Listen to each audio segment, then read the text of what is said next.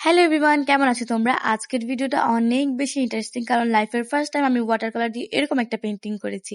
পেন্টিংটাতে এত ডিটেইলিং ছিল যে এগুলো কমপ্লিট করতে করতে আমার প্রায় 2 ঘন্টা লেগেছে। প্রথমে আমি আকাশের কাজটা কমপ্লিট করে এখন আমি ঘরটাতে কালার করব।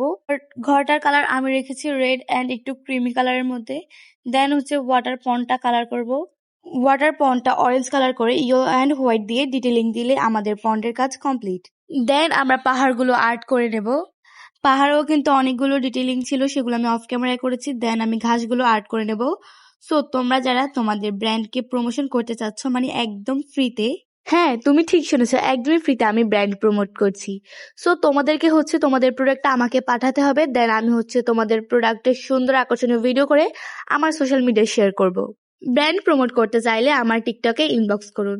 সো এখানে আমার পেন্টিং প্রায় শেষের দিকে। দেন কিছু ফ্লাওয়ার দিয়ে দিলেই পেন্টিং শেষ। So this is my painting final look. কেমন হয়েছে